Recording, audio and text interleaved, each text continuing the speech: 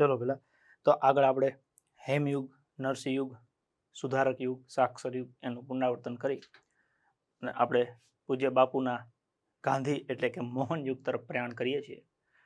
તો ગાંધી યુગ, મોહન યુગ સમયગાળો છે 1915 થી 1940 અને આજે ગાંધી યુગના કવિઓ છે એની આપણે ચર્ચા કરવી છે. પરીક્ષાની દ્રષ્ટિએ આ કવિઓ અગત્યના છે. પરીક્ષામાં ખૂબ મહત્વના અને મોટા ભાગે પ્રશ્નો પૂછાય એવા કવિઓ છે. એક એક કવિને આપણે વ્યવસ્થિત ન્યાય આપતા જઈએ. અહીંયા સાહિત્યકારની જેટલી ડિટેલ છે આપણે પૂર્ણ ડિટેલ લેવાનો પ્રયત્ન કર્યો હોય. સામાન્ય રીતે જે તમને ચાવી શીખવાડું છું એ ચાવી અને એમાં કૃતિ આવે છે એ જ પરીક્ષાલક્ષી હોય છે. પણ આ તો એક્સ્ટ્રા કદાચ એ લોકો ડીપમાં જાય તો આપણે ભેગું લઈ લઈએ. બાકી તમે ચાવી વ્યવસ્થિત સેટ કરી લેશો અને ચાવીમાં જે કૃતિ આવે એની વિશિષ્ટતા ખાસિયત વ્યવસ્થિત કરી નાખશો તો કવિના પ્રશ્નો ક્યારેય ખોટા નહીં પડે. તો શરૂઆત કરીએ ગાંધી યુગ મોહન યુગમાં કાકા સાહેબ કાલેલકરથી. કાકા સાહેબ કાલેલકર આપણે સૌ એને કાલેલકર કહીએ છીએ. ખરેખર એમનું વતન હતું કાલેલી, એના ઉપરથી એ કાલેલકર કહેવાયા, પરંતુ એમની સરનેમ અટક હતી રાજાધ્યક્ષી. અટક શું હતી? રાજાધ્યક્ષી. પણ કાલેલી એમનું વતન હતું એના ઉપરથી એ કાલેલકર કહેવાયા. મૂળ નામ છે એમનું દત્તાત્રેય બાલકૃષ્ણ કાલેલકર. કાકા સાહેબનું મૂળ નામ શું? તો કે દત્તાત્રેય બાલકૃષ્ણ કાલેલકર. આખું નામ પૂછાય છે. અટક હતી એમની રાજાધ્યક્ષી. જન્મ થયો તો 1 ડિસેમ્બર 1885, અવસાન 21 ઓગસ્ટ 1981 ના રોજ. પિતાનું નામ બાલકૃષ્ણ કાલેલકર એટલે કે કાકા સાહેબ. નું આખું નામ દત્તાત્રેય બાલકૃષ્ણ કાલેલકર. કાલેલકર એ વતન કાલેલી પરથી કહેવાયા. ખરેખર એમની અટક હતી રાજાધ્યક્ષી. જન્મ થયો તો સતારા મહારાષ્ટ્ર. જન્મ ક્યાં થયો તો કે સતારા મહારાષ્ટ્ર. સ્વાભાવિક છે, સમજો કે ગુજરાત બહાર, મહારાષ્ટ્ર એટલે ગુજરાત બહાર, ગુજરાત બહારના રાજ્યમાં જન્મેલા છતાં પણ ગુજરાતી ભાષામાં એમનું વિશેષ પ્રદાન રહ્યું. એમના માટે થઈને ગાંધીજી એમને ઉપનામ આપ્યું છે સવાઈ ગુજરાતી, ચડિયાતા ગુજરાતી. કે ગુજરાતી અમે તો છીએ જ, તમે નથી ગુજરાતી છતાં ગુજરાતી ઉપર આટલું બધું કામ કર્યું છે, તમે ચડિયાતા ગુજરાતી છો, તમે સવાઈ ગુજરાતી છો. વતન હતું એમનું કાલેલી, કાલેલી ઉપરથી એ કહેવાયા કાલેલકર. વખણાતું સાહિત્ય તો કે પ્રવાસ નિબંધ. કાકા સાહેબનું વખણાતું સાહિત્ય શું છે? તો કે ભાઈ પ્રવાસ નિબંધ. પ્રવાસ નિબંધ માટે તેઓ ખૂબ જાણીતા છે. ઉપનામની વાત કરીએ તો એક તો કાકા સાહેબ, પછી આજીવન પ્રવાસી, સવાઈ ગુજરાતી આવું ગાંધીજીએ કહ્યું, ઉત્તમ નિબંધકાર અને જીવન ધર્મી. મોટા ભાગે પ્રશ્ન પૂછાય તો ગાંધીજીના મતે કોને સવાઈ ગુજરાતી કહેતા? કાકા સાહેબ કાલેલકર. કાકા સાહેબનું મૂળ નામ શું? દત્તાત્રેય બાલકૃષ્ણ કાલેલકર. કયા સાહિત્યકાર સવાઈ ગુજરાતી તરીકે ઓળખાય? કાકા સાહેબ કાલેલકર. આજીવન પ્રવાસી, પ્રવાસ નિબંધ માટે જાણીતા. જીવન ધર્મી, ઉત્તમ નિબંધકાર એવા ઉપનામ છે. કાકા સાહેબ કાલેલકર એટલે કે દત્તાત્રેય બાલકૃષ્ણ કાલેલકર. વતન એમનું કાલેલી, જન્મ સતારા મહારાષ્ટ્ર. ગુજરાત બહાર બીજા રાજ્યમાં જન્મી અને ગુજરાતી ભાષામાં વિશેષ ખેડાણ કર્યું. એમના માટે થઈને ગાંધીજી એમને સવાઈ ગુજરાતી ઉપનામ આપ્યું છે. કાકા સાહેબ નામે ઓળખાય છે. આજીવન પ્રવાસી છે, ઉત્તમ નિબંધકાર છે, જીવન ધર્મી. આ એમના ઉપનામ છે. ચાવી અને કૃતિઓ જોઈએ. હવે જો આમ તો જીવનમાં કાકા સાહેબ કાલેલકર વાસ્તવિક સાહિત્યકાર અને પત્રકારત્વ સાથે સંકળાયેલા હતા. પણ અહીંયા ચાવી પ્રમાણે આપણે યાદ રાખવાનું છે કે કાકા સાહેબ કાલેલકર છે એ LICના એજન્ટ હતા. શેના? તો કે LIC, life insurance corporation of India, LICના એજન્ટ હતા. તો 6 પોલિસી વેચતા. કેટલી? 6. કોઈને માઠું ન લાગે ને એટલા માટે, 3 દીકરા માટે અને 3 દીકરી માટે. ટોટલ કેટલી પોલિસી વેચતા? 6. કાકા સાહેબ કાલેલકર LICના એજન્ટ હતા. 6 પોલિસી વેચતા. 3 છોકરા માટે, 3 છોકરીઓ માટે. છોકરા કયા કયા? તો કે ચિંતન, આનંદ ને પ્રદીપ. જીવનમાં તમે ચિંતન કરો, આંખો બંધ કરીને ઊંડું ઊંડું વિચારો તો હારા વિચાર આવે, એનાથી જીવનમાં આનંદ આવે, જીવન પ્રદીપ થઈ જાય. 3 છોકરીઓ માટે ભારતી, લીલા અને સંસ્કૃતિ. ભારતી, લીલા અને સંસ્કૃતિ.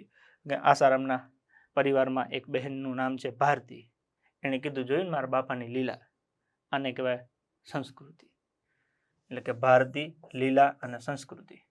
આ બધાની આગળ જીવન લગાડી દેવાનું. શું લગાડી દેવાનું? જીવન.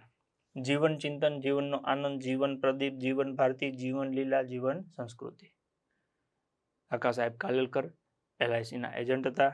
6 પોલિસી વેચતા. 3 છોકરા માટે, 3 છોકરી માટે. છોકરા માટે કઈ કઈ? તો કે ચિંતન, આનંદ, પ્રદીપ. છોકરીઓ માટે તો કે ભારતી, લીલા અને સંસ્કૃતિ.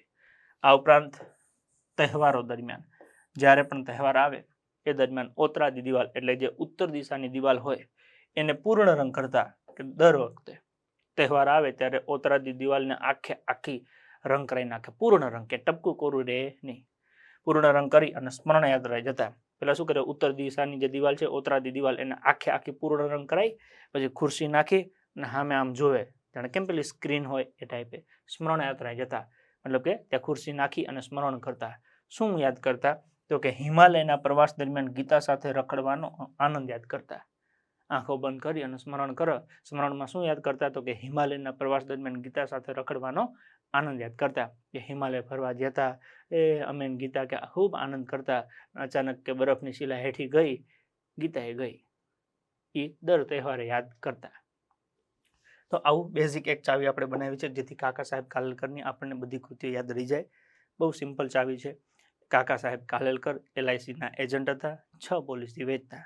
3 છોકરા માટે, 3 છોકરીઓ માટે. છોકરા માટે તો કે ચિંતન, આનંદ, પ્રદીપ, ભારતી, લીલા, સંસ્કૃતિ. જીવનનું ચિંતન, જીવનનો આનંદ, જીવન પ્રદીપ, જીવન ભારતી, જીવન લીલા, જીવન સંસ્કૃતિ. આ ઉપરાંત તહેવારો દરમિયાન, એટલે કે જીવતા તહેવારો, ઓતરાદી દિવાલને પૂર્ણ રંગ કરી સ્મરણ યાત્રાએ જતા, જેમાં હિમાલયના પ્રવાસ દરમિયાન ગીતા સાથે રખડવાનો આનંદ યાદ કરતા. કાકા સાહેબ કાલેલકર LICના એજન્ટ, 6 પોલિસી વેચતા.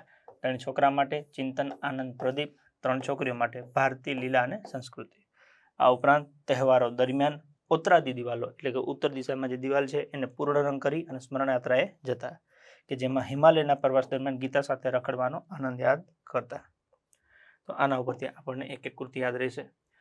જીવન ચિંતન, જીવનનો આનંદ, જીવન પ્રદીપ, જીવન ભારતી, જીવન લીલા, જીવન સંસ્કૃતિ. ત્યાંથી આગળ જીવતા તહેવારો. તહેવાર ઉપરથી શું યાદ રાખીશું? જીવતા તહેવારો, ઓતરાદી દિવાલો, પૂર્ણ રંગ, સ્મરણ યાત્રા, હિમાલયનો પ્રવાસ, ગીતા, ધર્મ અને રખડવાનો આનંદ. જો કલાપીમાં હતો કાશ્મીરનો પ્રવાસ, કાકા સાહેબ કાલેલકરમાં છે હિમાલયનો પ્રવાસ. ધ્યાન રાખજો, પરીક્ષામાં ભૂલ ના થઈ જાય, કેમકે જ્યારે આ પ્રવાસ પૂછશે ત્યારે 2 ઓપ્શનમાં તો હશે જ તે. તો આપણે ધ્યાન રાખીશું. કાકા સાહેબ કાલેલકર LICના એજન્ટ હતા. 6 પોલિસી વેચતા. 3 છોકરા માટે જીવન ચિંતન, જીવન આનંદ, જીવન પ્રદીપ. 3 છોકરીઓ માટે જીવન ભારતી, જીવન લીલા, જીવન સંસ્કૃતિ. પછી તહેવારો દરમિયાન, એટલે કે જીવતા તહેવારો, ઓતરાદી દિવાલો, પૂર્ણ રંગ, સ્મરણ યાત્રાએ જતા, સ્મરણ યાત્રા, હિમાલયનો પ્રવાસ, ગીતા સાથે રખડવાનો આનંદ યાદ કરતા. ગીતા, ધર્મ, રખડવાનો આનંદ. હવે જો આ કાકા સાહેબ કાલેલકરની કેટલીક બેઝિક કૃતિઓ છે જે પરીક્ષામાં આપણને જોવા મળે. એનો મતલબ એવું નથી કે કાકા સાહેબ કાલેલકરે આટલું જ લખ્યું છે, એમને તો ઘણું બધું લખ્યું છે, પણ આપણને પરીક્ષામાં કેટલું પૂછાય એને આપણે પ્રથમ પ્રાધાન્ય આપીએ છીએ. રાઈટ? હિમાલયનો પ્રવાસ, સ્મરણ યાત્રા, રખડવાનો આનંદ, કાકા સાહેબ કાલેલકર. સાહિત્ય સર્જનની વાત કરીએ તો તેઓ નિબંધકાર હતા, પ્રવાસ લેખક હતા, બાળ સાહિત્ય લેખક હતા, પત્રકારત્વ ક્ષેત્રે પણ સારી એવી કામગીરી આપી છે. પ્રવાસ પ્રસંગોમાં રખડવાનો આનંદ છે, ઉગમનો દેશ જાપાન, હિમાલયનો પ્રવાસ, પૂર્વ આફ્રિકામાં, બ્રહ્મદેશનો પ્રવાસ. આ બધા એમના પ્રવાસ ગ્રંથો છે. કયા કયા? રખડવાનો આનંદ, ઉગમનો દેશ જાપાન, હિમાલયનો પ્રવાસ, પૂર્વ આફ્રિકામાં, બ્રહ્મદેશનો પ્રવાસ.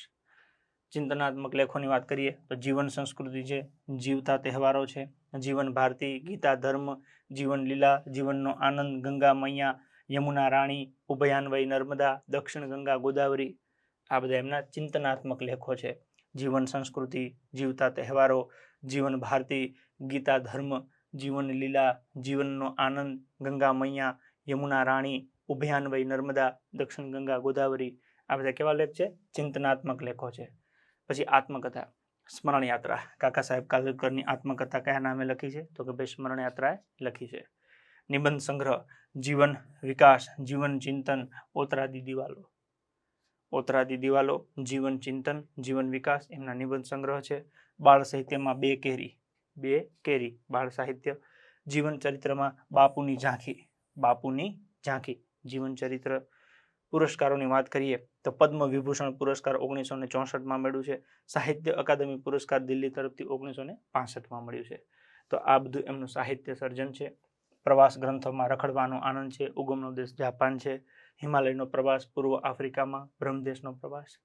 ચિંતનાત્મક લેખની વાત કરીએ તો જીવન સંસ્કૃતિ છે, જીવતા તહેવારો છે, જીવન ભારતી, ગીતા, ધર્મ, જીવન લીલા, જીવનનો આનંદ, ગંગા મૈયા, યમુના રાણી, ઉભયાન્વયી નર્મદા, દક્ષિણ ગંગા ગોદાવરી. આત્મકથા, સ્મરણ યાત્રા, નિબંધ સંગ્રહ, જીવન વિકાસ, જીવન ચિંતન, ઓતરાદી દિવાલો, બાળ સાહિત્યમાં બે કેરી, જીવન ચરિત્ર બાપુની ઝાંખી.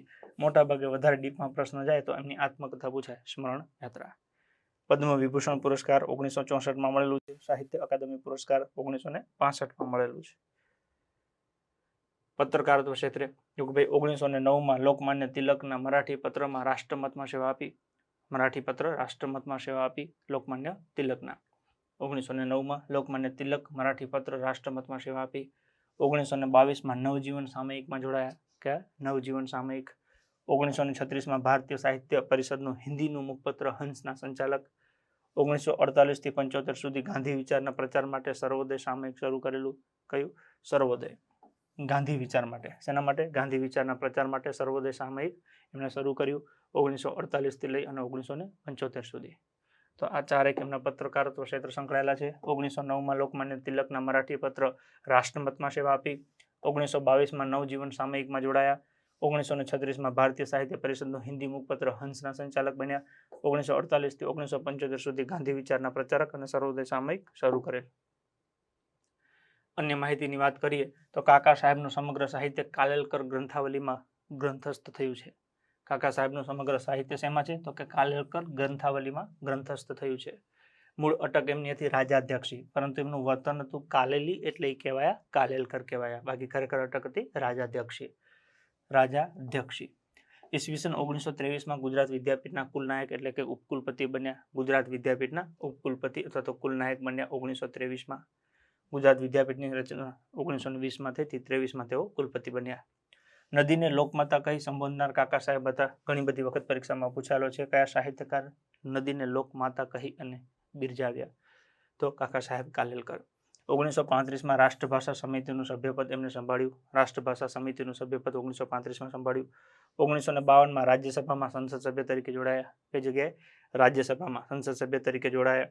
1959ના ગુજરાતી સાહિત્ય પરિષદના 20મા અધિવેશનના તેઓ પ્રમુખ બન્યા.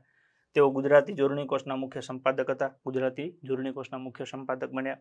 જેલવાસ દરમિયાન જીવજંતુ અને પક્ષીઓનું સુંદર વર્ણન કરતું પુસ્તક એમને ઓતરાદી દિવાલો લખ્યું. ઓતરાદી દિવાલ જેલવાસ દરમિયાન સાબરમતી જેલ દરમિયાન લખ્યું એવું કહેવાય છે.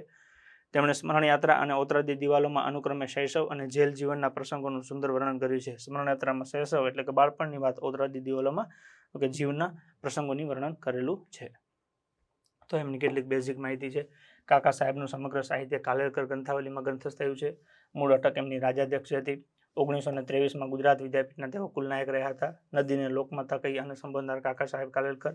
1935માં રાષ્ટ્રભાષા સમિતિનું સભ્યપદ સંભાળ્યું. 1952માં રાજ્યસભામાં સંસદ સભ્ય તરીકે જોડાયા. 1959માં ગુજરાતી ભાષા સાહિત્ય પરિષદના 20મા અધિવેશનના પ્રમુખ બન્યા. તેઓ ગુજરાતી જોડણી કોષના મુખ્ય સંપાદક હતા. જેલવાસ દરમિયાન જીવજંતુ અને પક્ષીઓનું સુંદર વર્ણન કરતું પુસ્તક ઓતરાદી દિવાલો લખ્યું.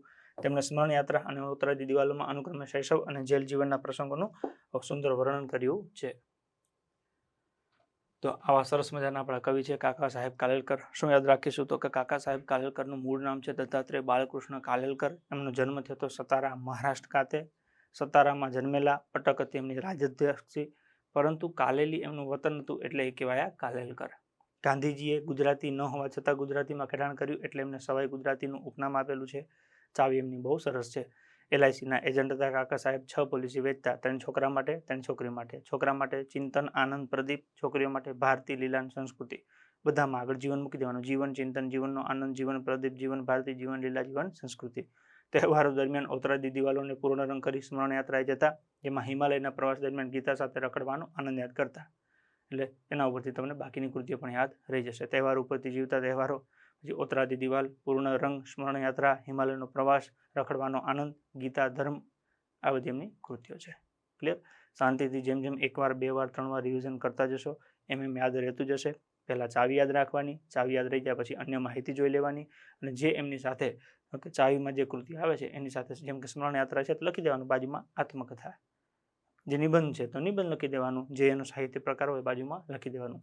બાકી દરેકે દરેક કવિની દરેકે દરેક કૃતિ અને દરેકે દરેક પ્રકાર યાદ રાખવા જઈએ તો પછી PhD લેવલનું કામ થઈ જાય. આપણે તલાટી ક્લર્કની તૈયારી કરીએ છીએ, પ્રશ્ન પૂછાય ડાયરેક્ટ જવાબ લખવાનો છે, PhD કરવાની થતી નથી. રેડી? એટલે રિવિઝન કરો. જેમ જેમ રિવિઝન કરતા જશો એમ યાદ રહેતું જશે. એક દિવસમાં કે બધું યાદ રહી નહીં જાય, પણ 1 દિવસ 2 દિવસ 3 દિવસ 4 દિવસ 5 દિવસ થશે, રોજ રોજ રિવિઝન કરતા જશો તો રૂટીન બેસી જશે. ક્લિયર? ચલો જઈએ આગળ.